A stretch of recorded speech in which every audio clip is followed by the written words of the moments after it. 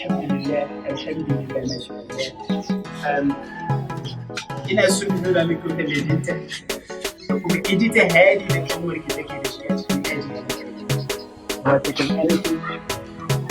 Wata kan wanda rana da ta musamman da nake so in gabatar miki da kanwar a san zai karatu sosai. Saboda tsabagen kokari wato ijita hali da kanwar ya sani ce karatun malamin da a makaranta da kyau mu buɗe wani sabon bayani domin dinga karantar da ita wani littafi na musamman a cikin gida domin ta dinga ɗaukar karatu na musamman wato adabin zai amfani ta zai kuma inganta rayuwarta. Dalilin da ya sa ma na zo na buɗe mata wannan sabon littafi kenan saboda ki tabbatar da ita ta haji ya yi kokari na gwamnati da haka yi mutu abin da na faɗa shi ne na masha Allah. عن أمير المؤمنين أبي حفص عمر بن الخطاب رضي الله تعالى عنه قال سمعت رسول الله صلى الله عليه وسلم يقول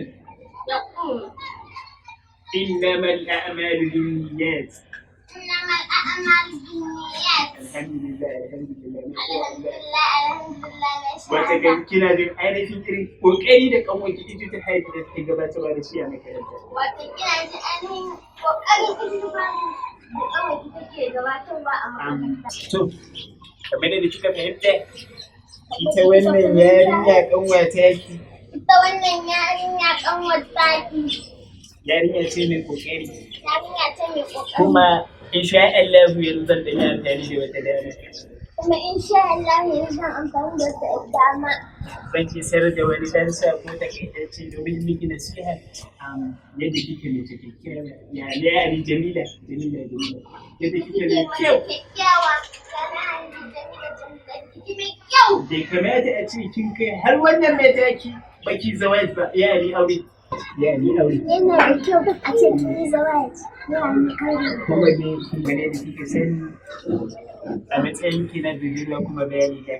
Kuma yadda kika sani a matsayin ki na budurwa kuma baliga. Na'am. Kamar yadda nake matashi. Insha Allah kuma yadda nake matashi. Ko ke kike budurwa. Kuma ke kike budurwa. Bai kamata a ce kin kawo wannan lokaci bai ki aure ba. Bai kamata a ce kin kawo wannan lokaci bai ki aure ba. Insha Allah. Ina miki talla ina gabatar da kaina. Ina gabatar da kaina. Me haka ina magana kina sanin da Me haka ina magana kina sanin da ki. Zan kode ki da mayar su da yanzu. Zan kode ki da mayar su da yanzu. Ki fa kiyaye ni. Fa kiyaye ni. Wannan yarinya. Ke. Subhanallah. Harbi.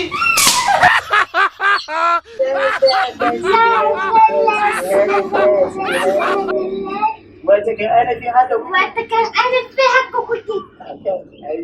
Yani talabin zawaj ba zai yi a gidan nan ba. Talabin zawaj ba zai yi a gidan nan ba. Kuma tsena. Alhamdulillah.